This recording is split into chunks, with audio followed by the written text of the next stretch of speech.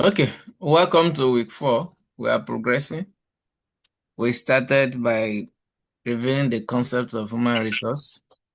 From there, we move on to um, policy drafting, and then we looked at recruitment. Today, we are looking at employee onboarding and offboarding. So on and off. On mean when you are coming and off when you are going.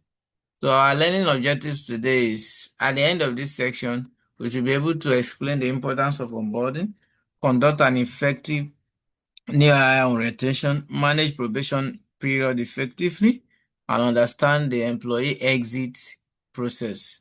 Also conduct a meaningful exit interview and design a structure onboarding checklist. So these are things that these 6 contents, we should be able to understand it when we are done with the class.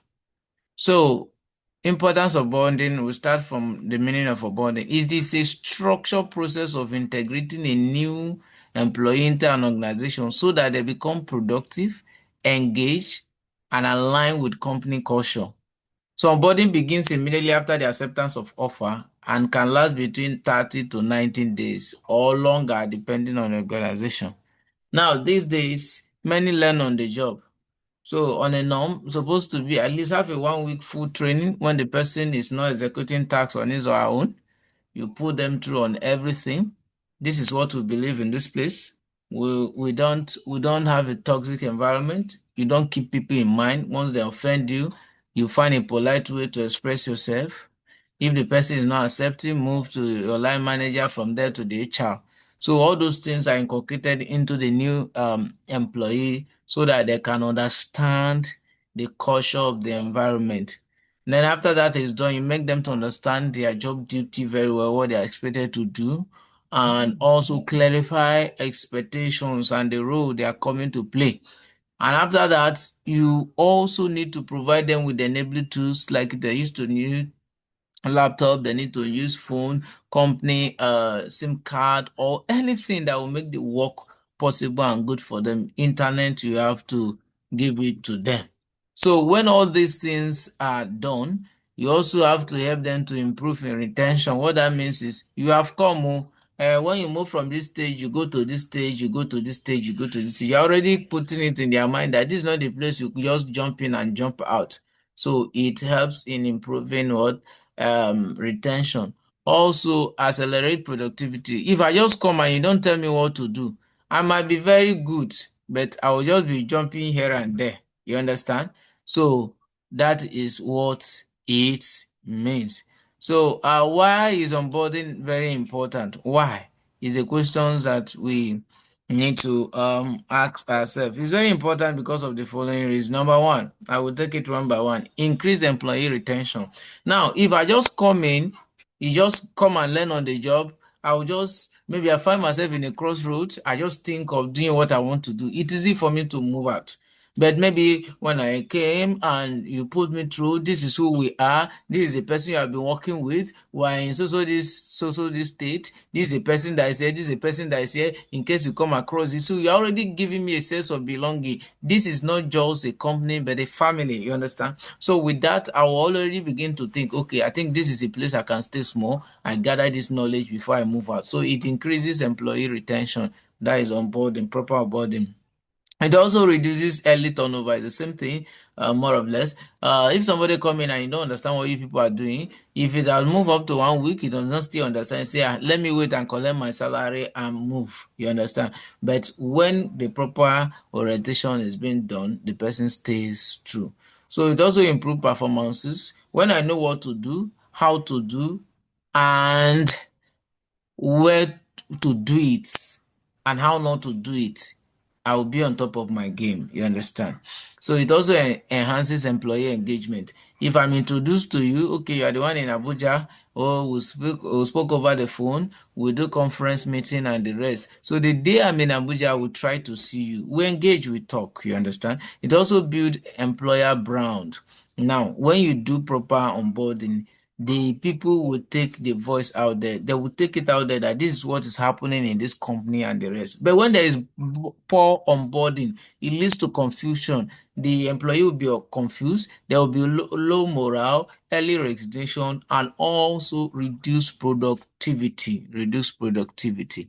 Yeah. So these are the when you do it well, this is what you tend to gain. When you do it wrongly, the other one you tend to gain. So it's just two-faced. It's two-faced like that. So as an HR, you must try your best to ensure that the new employee, they are your sole responsibility to get soft landing.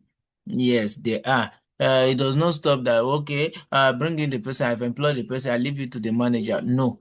So ensure that the manager is doing the training it's supposed to do, and you yourself, once in a while, have a talk with them. Yes, if you are confused, this is what to do, this is the right person to go to, and like that. So you have to put everything in place like that. So we have 4 phases of onboarding. Four phases. Number 1, we call it pre-boarding, orientation, training and integration, and performance monitoring. So pre-boarding simply means before first day. So there's documentation. There's documentation. Now, whenever somebody accepts an offer, the next thing, the most companies send the person the code of conduct, NDA, non-disclosure agreement. They send them the guarantor form, send them the other employee engagement form and whatever. So this is pre-onboarding. You have started onboarding process already because there's documentation, there's preparation, you are doing their ID card, you are getting the laptop for them and the rest. That is pre-onboarding. So the next one is orientation, the first day / the week introduction. You understand? So as soon as the person resume, even you that you are even employing people these days that will do online interview, you might have not have met the person one-on-one before. So as you have come, you exchange pleasantly, you are welcome, this. So you make the person feel comfortable and introduce the person to the top management, introduce the person to his or her colleague, introduce even to the least person, the cleaner, the gate person in the office, so that when they see themselves, they will feel they are together, feel colleague and all those stuff. So it is very, very important. So that's what happened in week 1. Then after that, the subsequent week, training and integration will start.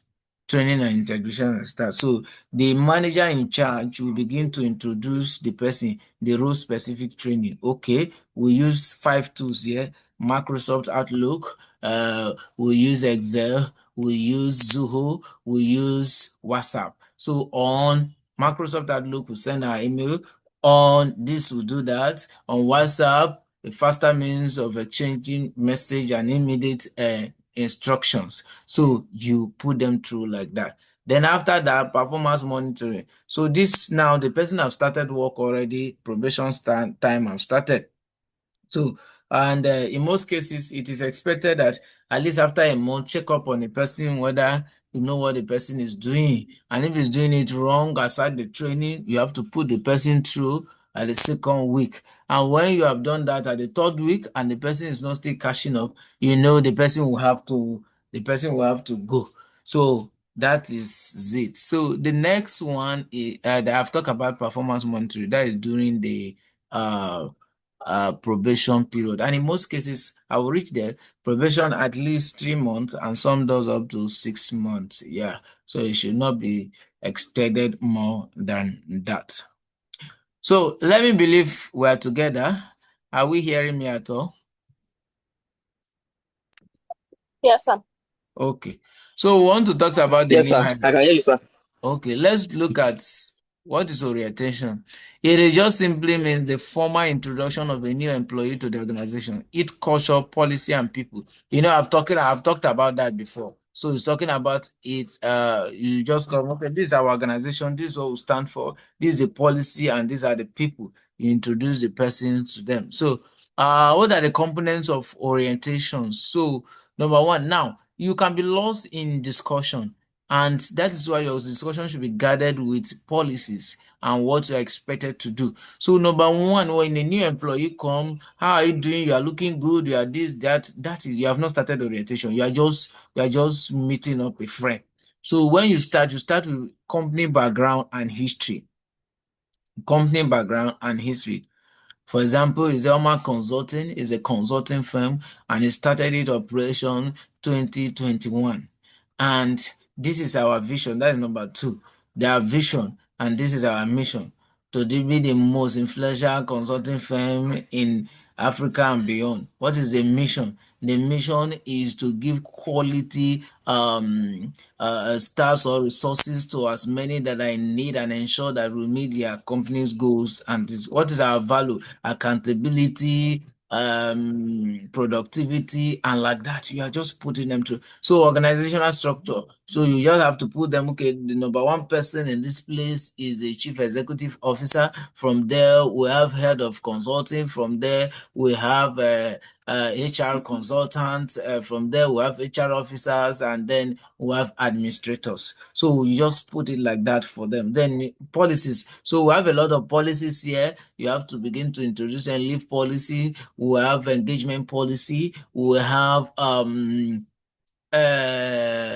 uh, what do you call it, performance policy, and the rest of them. As many policies that you have to, as you are naming the policy, you are telling them the procedure. What of code of conduct? So code of conduct is how you behave in an organization, how you behave in an organization. So you have to tell them professionalism, how we are accountable to whatever we do. When we come to the office, this is what happened.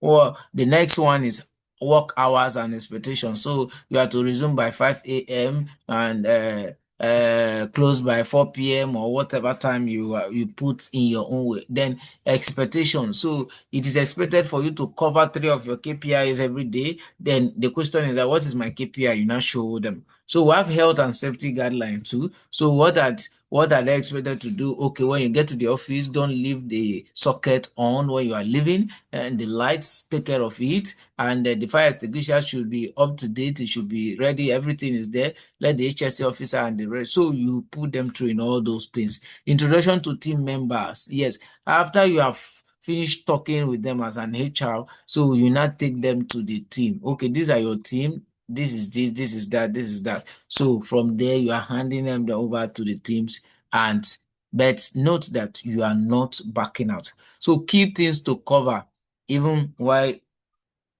you are with the teams. So employee handbook review, you go through it. Payroll and benefit explanation, you have to let them know. But this does not mean you'll be telling everybody this is their salary. No. Okay, this is your own salary. So these are other benefit that is attached to it. Leave policy, you explain to them. Reporting line. So after this is the person you report to, this is it. So when this person is not on seat, this is a case that come to this person. We have found it often time that from people, because they have their way to the MD, the case that's supposed to sit with the manager is going to MD, therefore stressing them. So we also have IT system access. Yes, the access they need to get, okay, you have access to this, based on your cadre and your leadership in an organization, that grant you access to the information that you have.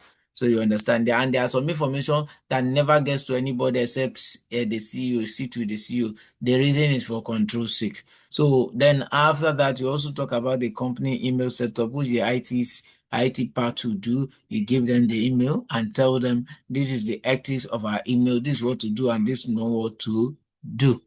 So orientation best practices, it make it interactive. It's better. Assign a body or mentor. Okay, for example, now if it is plenty, okay, maybe you have plenty people to attend to. That is many people to attend to, I mean to say.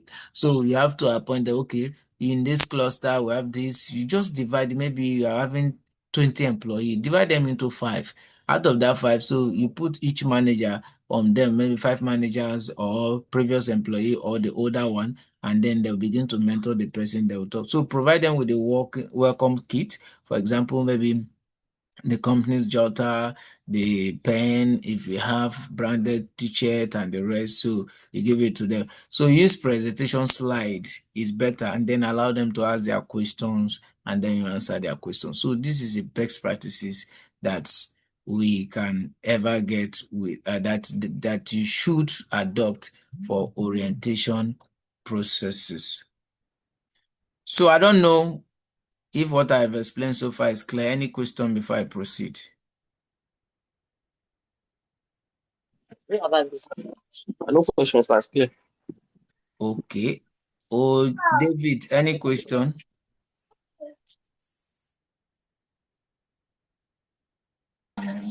No question, sir. Good morning, sir. Okay. Good morning. Come, any question? None at the moment. Good morning, everyone. Good morning.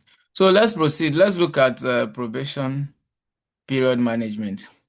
Probation period is defined as a time frame. I earlier mentioned it, from 3 to 6 months, during which any employee performance and suitability for the role will be evaluated.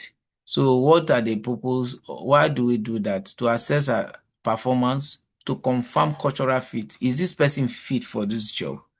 Identify training needs, provide structured feedback. And in most cases, when you begin to see traces, that this person is not meeting up or cannot meet up, you have to ring alarm, get across to the manager in charge and confirm very well, so that you will not end up investing on somebody after 8 months, 10 months, and the person cannot still meet up. During probation period, it's easy to let employee go than when the person has been confirmed. Or keeping the person without confirming the person, you now say, did not pass probation period, I cannot confirm. You cannot confirm. Why are you keeping the person? Why? So please, let's not set the emotion on it. Let's not put the emotion on it, to say, whenever we are evaluating our probation period. Because the performance is this: if you keep putting in incompetence people, you as HR, you are not competent. Yes, a time will come, they will let you go if you don't know. Yeah. So, the next thing is managing probation effectively. Now, when you understand what you are doing, Said said the network is poor. Can any other person hear me, please? Loud and clear, sir. Okay, maybe it's his own network. So whenever where there is direction, you will not be lost.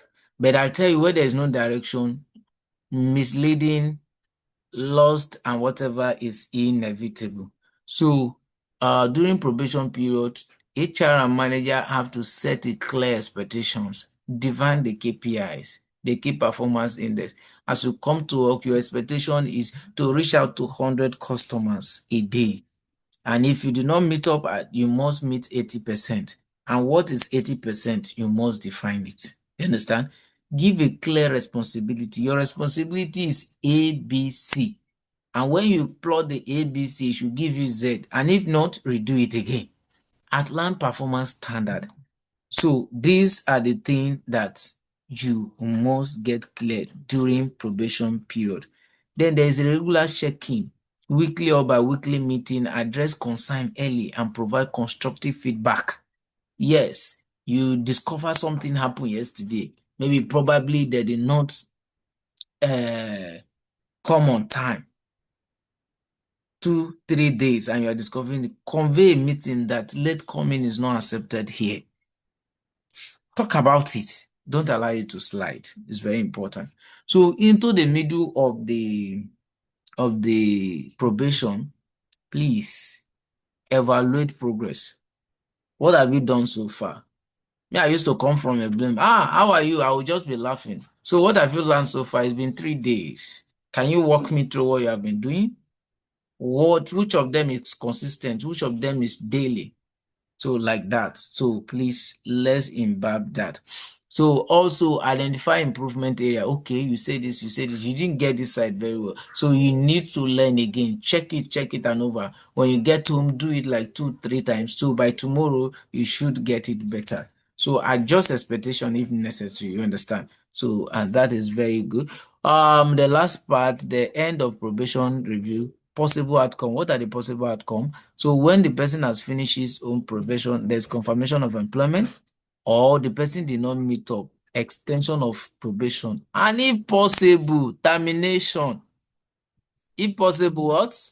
Termination. So as an HR, you need to immune your heart or enlarge your heart and make it know that, you see, sacking people is part of the work. Don't be crying. Maybe somebody is not doing well and you need to let the person go and you are thinking of the mama, thinking of everything. No. The best way you can help the person is to advise and let the person sit up. And if the person cannot sit up, the person have to go, because if you keep keeping the person, the management will throw you out. So it's very important. So if the person did not meet up with probation, maybe after extension, you not still meet up, let the person go. It's very important. So what are the legal and ethical considerations that we need to do during this process? So follow company policy. Follow company policy. You follow company policy, documentation, document performance issue, avoid discrimination, and provide fair opportunity to improve. Fair opportunity to improve. So this is probation. Now, look at where we are coming from. We are coming from pre-onboarding to onboarding. We now move to probation. Now let's look at exit processes. Now, I was telling some set of people yesterday that exit is a part of our journey as HR. It's something you wake up to that you expect every day. Yes, expect it that even the best performing staff can leave at any time, so that when it happens, you will not have any form of heartbreak at all. You will not have any form of heartbreak at all. So, you will also call exit process as offboarding. Offboarding. So offboarding, hold on, please. Okay. I beg you, the voice is too loud. Presenting the report.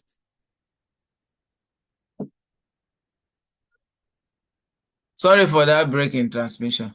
So offboarding is the structured process of managing an employee's departure from an organization. So it implies to resignation, termination, redundancy, and retirement. So resignation, the person comes that I am going. Termination, the person did something is very bad. You have to what? You have to let the person go. But in as much as that, you also need to ask question, what led you to this? Have that conversation before the person go. Redundancy, maybe the person did not have work in the organization again. You need to explain very well. Then retirement, maybe there is a certain age that is set, and as the person is going, you need to let the person know you need to go because this is the age set for you, and we have met it. You have the policy in your hands. So what is the objective of offboarding? To protect companies' assets, to ensure knowledge transfer, maintain professionalism, preserve employer reputation, collect feedback, and the rest. So what are the exit processes? What are the exit process? So what do we need to do? So number one, we need to review resignation and issue notice. Issue notice. Resignation, review resignation and issue notice. So acknowledge in writing. Maybe the person have sent an email, review it, answer it, confirm notice period, conduct handing over, retrieve company property.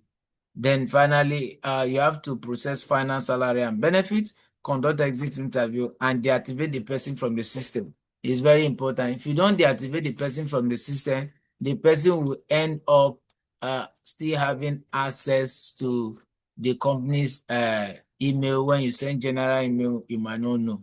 So there is also a company property checklist that you need to do. Check is the laptop. Has it dropped the laptop? What of the ID card, access card if necessary? What are the documents that are under his or her custody? Is there company's phone? Is there SIM card? So all those things you need to collect them and keep them and ensure that everything is okay. Then the last part look at now is exit interview. So what is an exit interview? Hold on, please.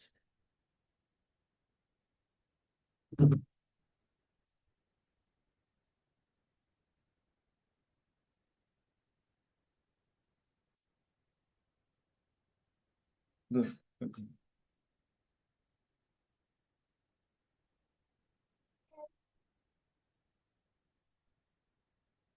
So an exit interview is a structured conversation conducted when an employee is leaving the organization to gather feedback. So that you can do better. What are we not doing that this person is leaving us? Is it salary? Is it our culture? So you have to get that. So the purpose is to understand the reason for leaving, identify management issues if there's any, improve workplace culture, and reduce future turnover. So if you don't talk about these things, people will continue to leave and you don't know the reason why they are leaving. So the sample of exit interview question can be like this. What influenced your decision to leave? How would you describe your relationship with your manager? Where your job expectation is clear. Were your job expectation clear? Was it clear for you? What could you have done differently? What will you recommend this organization to do? What will you recommend the organization to do? So you have to look at that. So when all these questions are answered, it will help you as an HR or a manager to know what to do better. So what are the best practices? Maintain confidentiality is very important as an HR. You don't talk.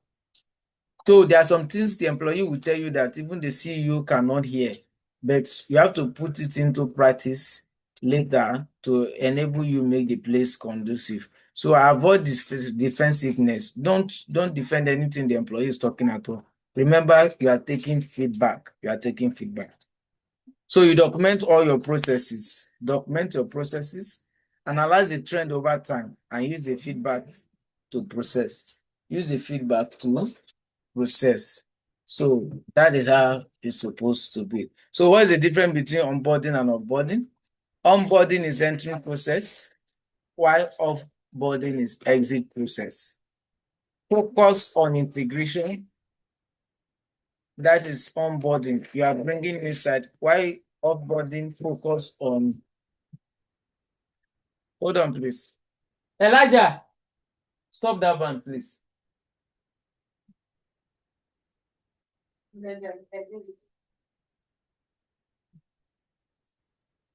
So why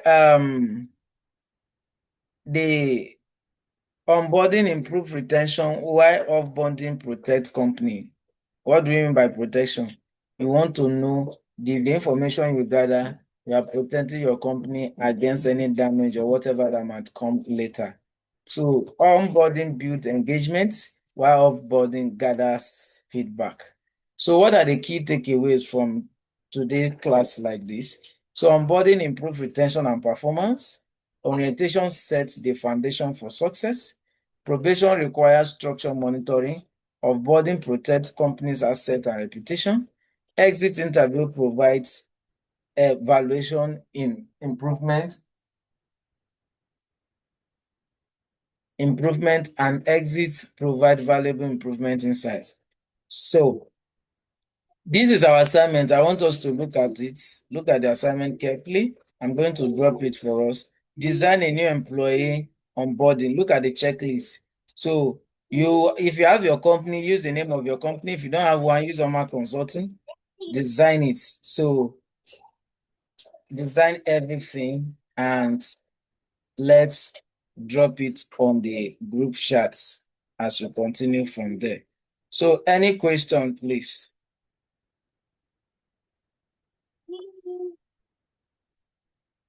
Please, question, please.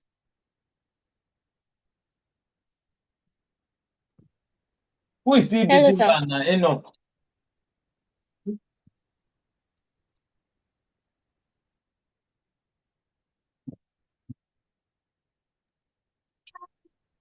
Hello, sir.